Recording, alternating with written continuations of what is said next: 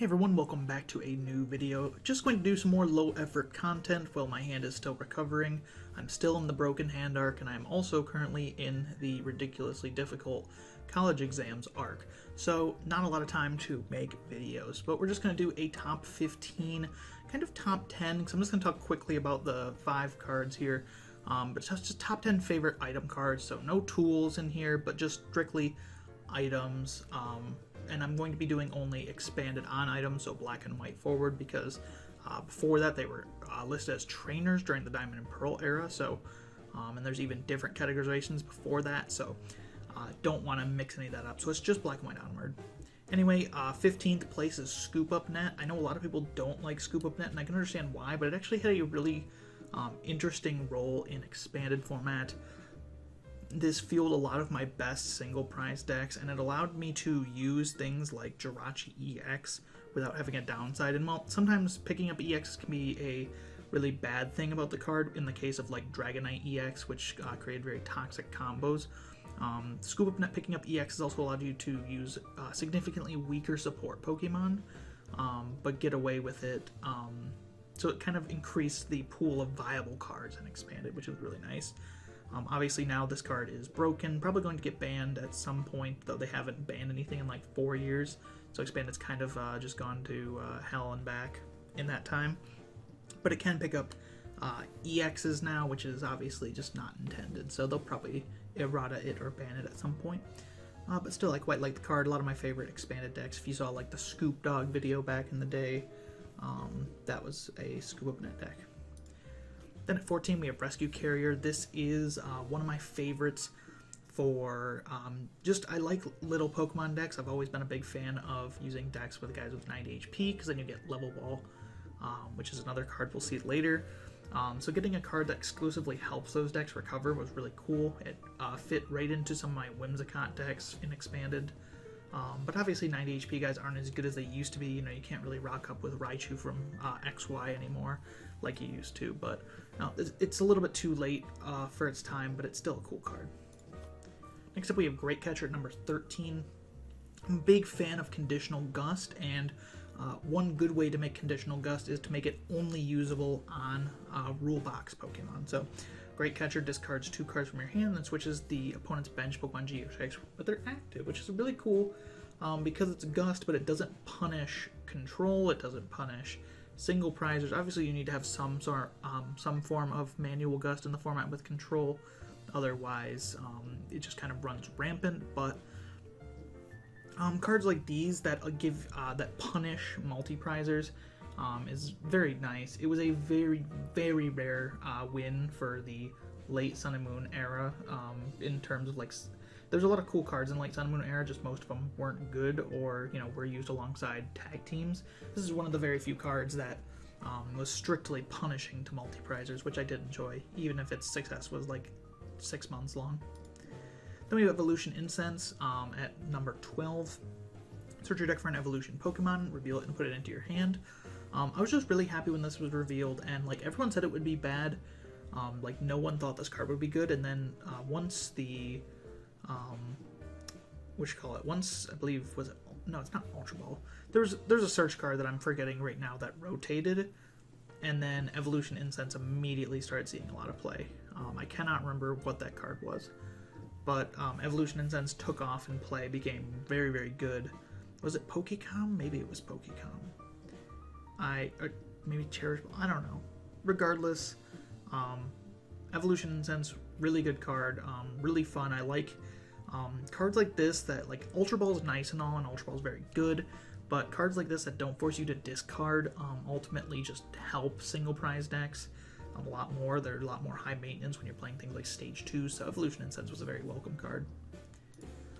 Then we have Lily's Pokédoll. I believe this is number 12 at this point. I don't know. We're just gonna keep talking. So I love these doll cards, but the thing about Robosub that I didn't like is that just discarding it from play was kind of lame. I like this a lot better. Being able to put it back on the bottom of your deck is really, really good, so you can get it out of play without having to get punished.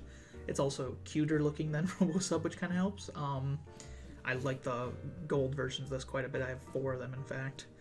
And there's just a lot of fun decks I created around this. I really like these doll wall things. We're getting a new one soon, which actually I forgot to even mention at the beginning of this video. This video is inspired by the new Counter Catcher print, so I get to talk about my favorite items since Counter Catcher is one of them. And we're getting a new Snorlax doll, but it's not at all good because you have to start it in your opening hand, so we'll probably never see Lily's Pokédoll again, sadly. Then we have Custom Catcher. I believe this is number 11. This is one of my, another Gust card that I like. Sadly, its only period of success was in the Tag Team era, which is one of the worst eras in the game, obviously, and it only saw play up until the release of Boss's Orders, which was unfortunate because we only had about, what would it, there'd be like 4 sets, or no, 3 sets even, where there was no Boss's Orders, no Guzma. For anyone who doesn't know, Supporter Gust is really, really bad for the game. Anything that's just automatically gusting that isn't like a, you know, evolution Pokemon is just not good for the game.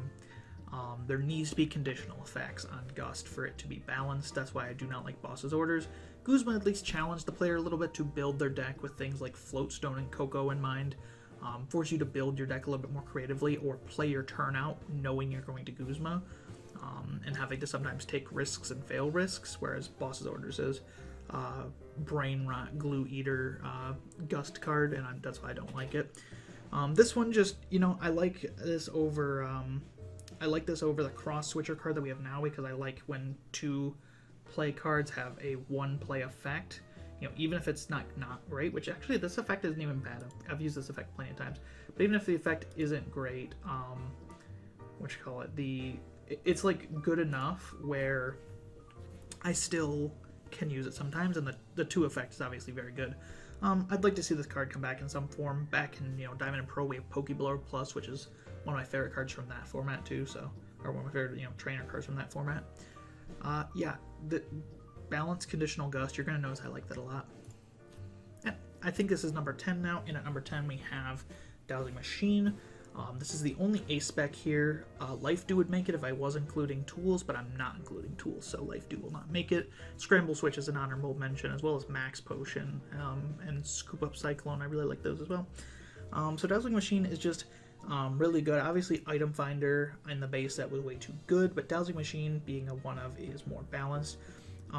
What I like about cards like this, and you see this with Junk Arm and Versus Seeker too, any cards that allow you to retrieve cards from the discard pile really just open the creativity of deck building way more.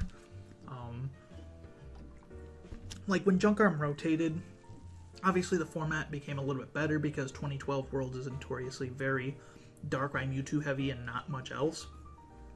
But in a way, like, the format became worse because not having Junk Arm made decks very, very reluctant to play any techs. A lot of decks will just stick to strictly 4-ofs when there's not tech ability. When you don't have ways to both search cards or recover cards, that happens. Dowsing Machine kind of fixed that.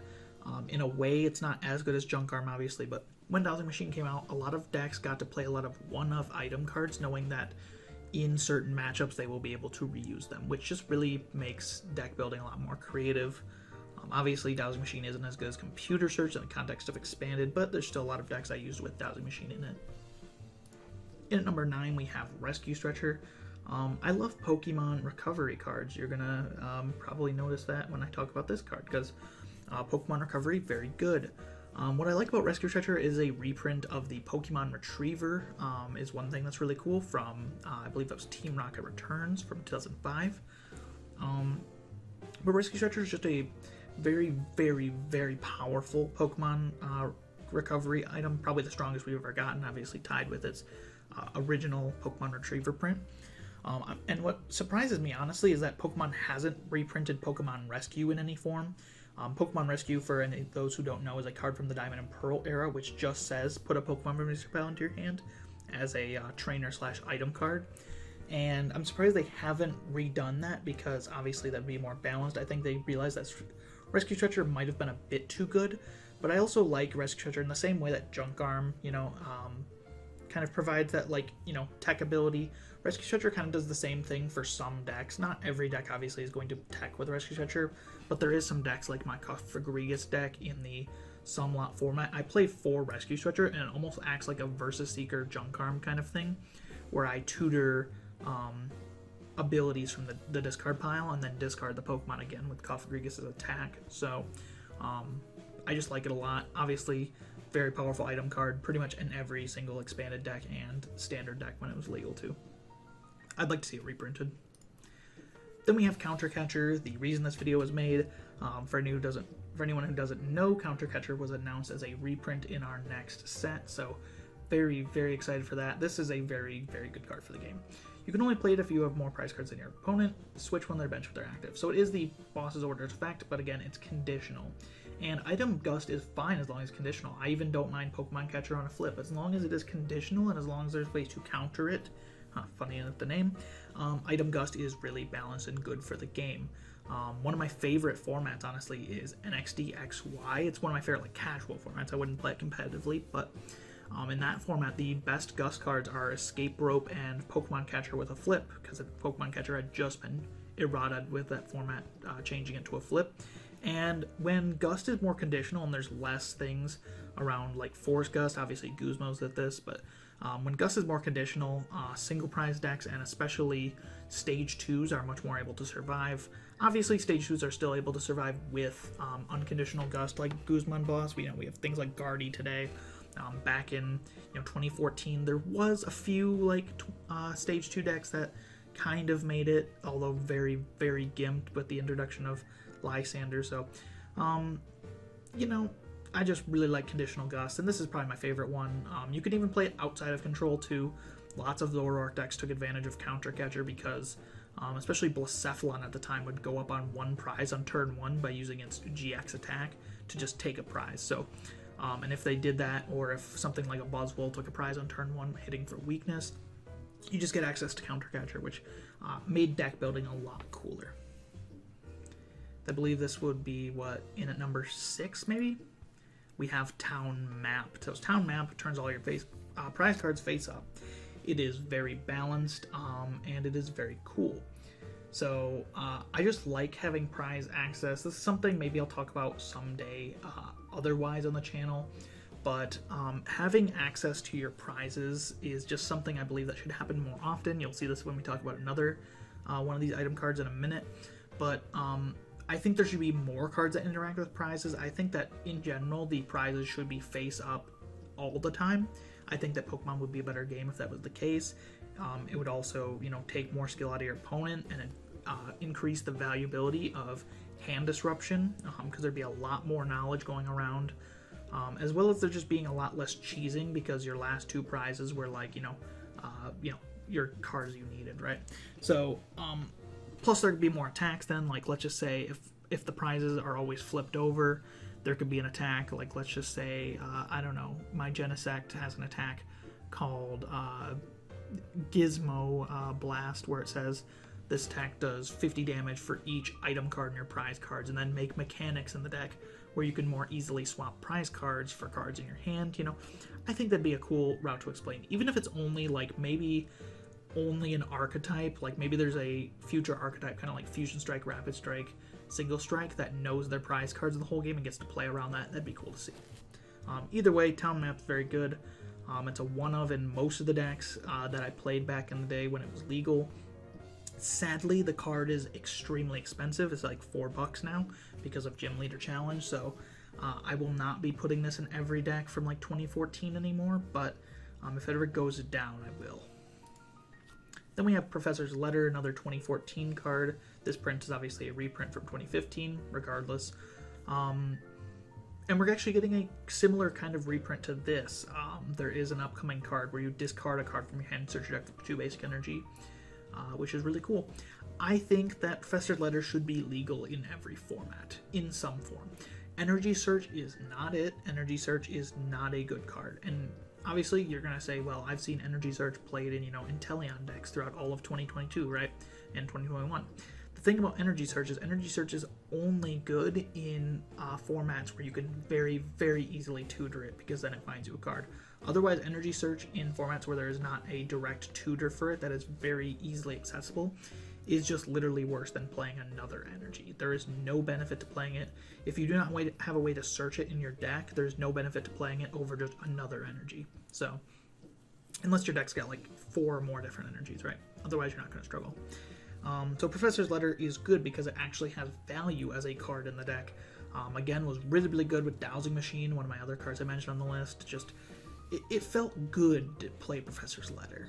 You know, you can play it and you're like, okay, I have the attachment for this turn, but you're letting your opponent know, like, hey, you better disrupt my hand, otherwise I'm getting the attachment for next turn too. Like, it just felt good. Love this card. I don't remember what we're at this point. Hisuian Heavy Ball. I talked about prize manipulation earlier. One of my favorite cards of all time is Azelf from Legends Awakened, which is just a infinitely better Hisuian Heavy Ball on a bench spot. Obviously, there's some cards we didn't get to. There's some trainers from the Diamond and Pearl era that allowed you to choose Pokemon, Energy, and trainer cards from your prizes. Almost like a Hisuian Heavy Ball effect, but you also got to map your prizes then for the rest of the game. We didn't get those, unfortunately. Those are some of the best trainer cards ever printed, and I am mad we didn't get them. But regardless, we have Hisuian Heavy Ball. Printed at a bad time, unfortunately, because, you know, the game isn't amazing right now, but regardless, look at your face-down prize card, reveal a basic find there, put it into your hand, and then shuffle Hisui Ball in its place as a face-down prize card. So one of the things that Hisui Ball does right is it obviously gives prize access only to basics. Is a big downside. I really wish this card gave access to evolutions, though I'm putting it this high on the list regardless, just because it is exactly what I want in a card. It's just missing more things. Like it's already like through the alphabet, it's to M, it just needs to get to Z, right? So, you know, for a perfect Hisui Ball, it would allow you to pick any Pokemon, obviously, which would maybe be a bit too good, but I don't think so. Obviously, we had Azelf in the from Legends Awakened in the past. Obviously, there's Mysterious Pearl in the past that did the same thing. That Japanese exclusive Mysterious Pearl. I believe that's the one that found Pokemon. Regardless, that would be very nice. And then obviously, one of the things that Azelf did that was really, really good, really understated fact about Azelf that makes it like 20 times the card that Hisui Ball is that Azelf allowed you to map your prize cards for the rest of the game, which is really, really good. You get to place them in any order you want. And in casual, it means you just write down the order of the prize cards or check them when you're taking them. Obviously, in a tournament, you'd have to remember them. But still, there is like, if it's like, okay, I prized my Gallade, right? And I know I'm going to need Gallade. I can like put Gallade at the top and like know that, okay, that's Gallade. I may not remember the rest of the prize of the whole game, but I know that that one is Gallade, right? So, really good card. So obviously, I'm ripping into Heavy Ball here just because it had so much potential and kind of fell short a little bit, but it's still a really good card. Cards like this should always be legal for the game. I don't know where we're at this point. Probably number 3 or something. Yeah, I think this is number 3. Number 3 is Level Ball. I talked about it earlier. I love Level Ball. I love helping out little guys. Search your deck for Pokemon with 9 HP or less, reveal it and put it into your hand. Another great card in use with Dowsing Machine, just because you could play multiple Search Balls in your deck with Ultra Ball. Instead of just having to play 4 Ultra Ball, you can play like 3 Ultra Ball, 1 Heavy Ball, 1 Level Ball, and decks like Blastoise did that because you can get one use out of this thing, and then if you need it for another use, you have Dowsing Machine to get it.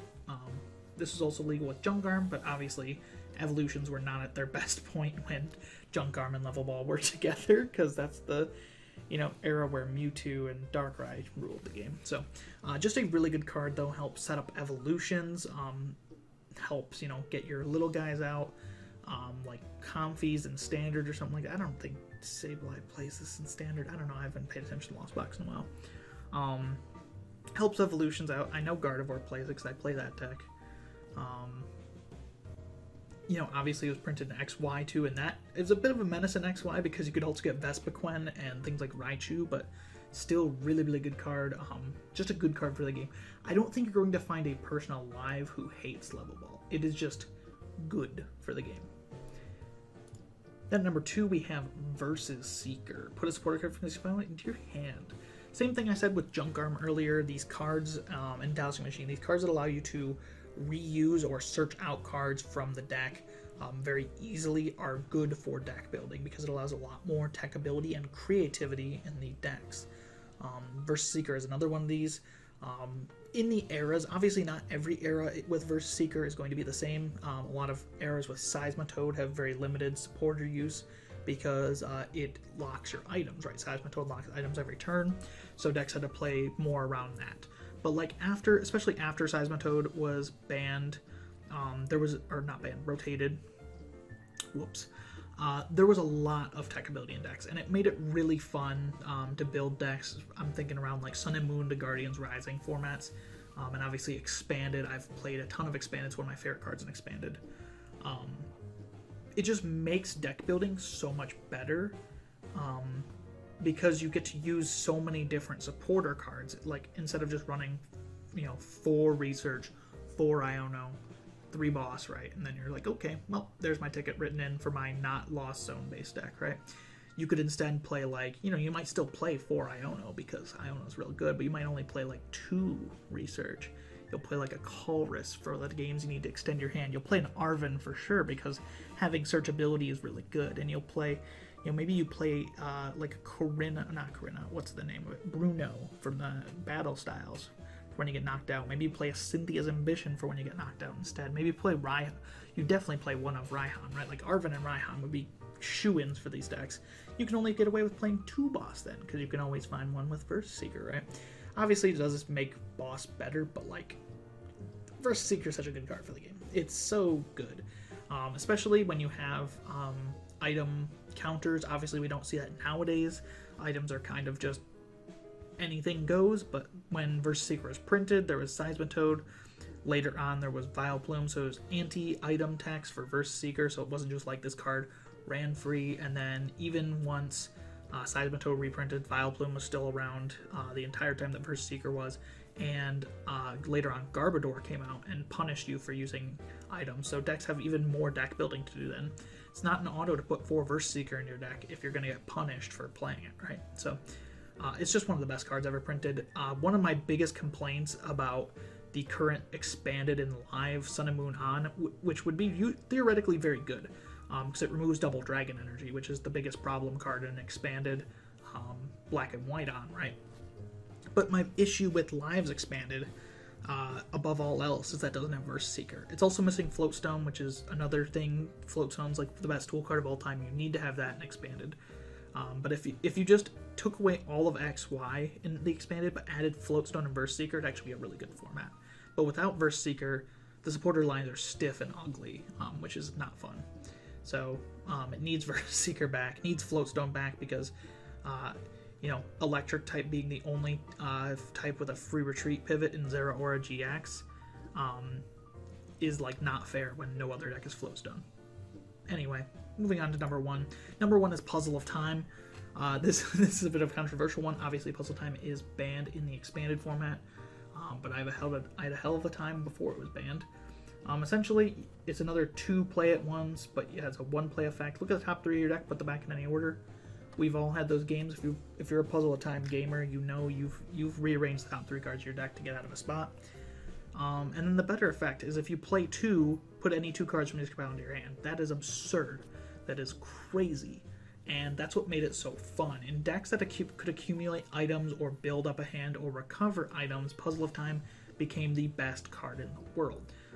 I played it a lot with Sableye. Sableye recovered 2 items from the discard pile, so you grab 2 Puzzle of Time. Now you recovered 2 of any card from your discard pile, right? Really, really, really good. Puzzle of Time, again, along the same lines of Verse Seeker, Dowsing Machine, things like that before, allowed you to tack your deck out, except for Puzzle of Time kind of made for these absolutely insane decks. If you played like Zoroark when Puzzle of Time was around, decks would run like 21 of sometimes just to abuse Puzzle of Time, because you could always reuse those 1-ofs for different tacks. And I think that makes deck building a lot of fun. Obviously, I understand why Puzzle of Time is banned. It is rightfully banned because Control abuses it to a point where it is too good. But I think this is like the ultimate deck building card that made the game really fun to play, because you could really stick anything in a deck with Puzzle of Time. Anyway, that is my list. Those are my top 15 item cards of all time. If you want to see another one of these, maybe I can do one of these next week for supporters and the such. Or maybe older cards, I don't know. Just doing some more filler content while I'm still have a broken hand that I don't have to edit too much. Thank you all so much for watching, and I'll see you in the next one.